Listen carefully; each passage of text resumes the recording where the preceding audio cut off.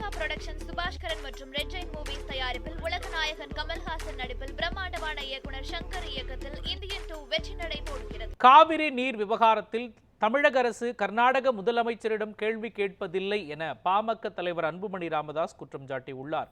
விக்கிரவாண்டியில் பாமக கூட்டணி கட்சி நிர்வாகிகளுக்கு நன்றி தெரிவிக்கும் நிகழ்வில் இதுகுறித்து அவர் பேசியதை சூப்பர் பைட்ஸ் பகுதியில் தற்பொழுது பார்க்கலாம்.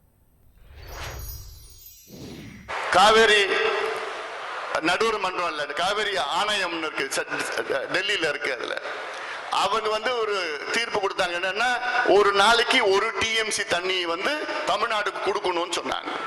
இன்னைக்கு கர்நாடகா அணையில 80 டிஎம்சி தண்ணி இருக்கிறது, நீர்த்தேக்கம் இருக்கிறது.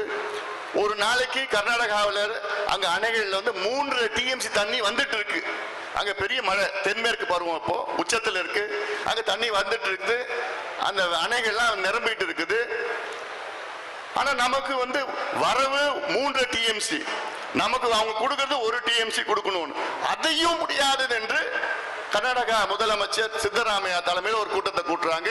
அனைத்து கட்சி கூட்டம், எம்எல்ஏக்கள், அனைத்து விவசாய சங்கங்கள் எல்லாமே கூப்பிடுறாங்க.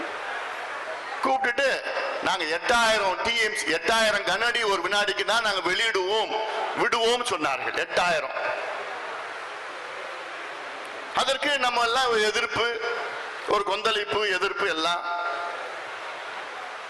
அதன் பிறகு ஒரு நாடகம், முதலமைச்சர் தலைமையில் ஒரு கூட்டம் நடத்தினாங்க. அப்புறம் அது தீர்மானம் உச்ச நீதிமன்றம் செல்வோம். நமக்கு தண்ணி எப்போ கொடுக்கணும்? காவிரி நடுவர் மன்ற இறுதி தீர்ப்பு நமக்கு சொன்னது 177.25 டிஎம்சி கொடுக்கணும். ஒவ்வொரு மாதமும் இவ்வளவு கொடுக்கணும். 12 மாதம் டைம் டேபிள் போட்டு கொடுத்துருக்கிறான். ஆனா கர்நாடகா அதெல்லாம் கடைபிடிப்பது கிடையாது. அவனுக்கு என்னைக்கு தண்ணி உபரி நீர் தான் கொடுக்குறான்.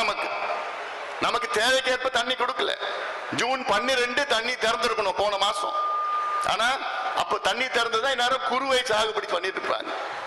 குறுவையில கிட்டத்தட்ட 7 லட்சம் ஏக்கர்ல கிட்டத்தட்ட ஒரு 3.5 லட்சம் ஏக்கர் தான் பயிரிட்டு இருக்காங்க. 50 விழுக்காடு போயிடுச்சு. 19ஆம் தேதி அன்று சென்னையில மின் கட்டண உயர்வுக்காக ஒரு பாட்டாளி மக்கள் சார்பிலே ஒரு ஆர்ப்பாட்டம் வைத்திருக்கின்றோம். அதற்கு நீங்கள் எல்லோரும் அங்கே வாருங்கள். எல்லாம் யார் யார் முடியுமோ வாங்க. ஏன்னா நம்முடைய கோபத்தை வெளிப்படுத்த வேண்டும்.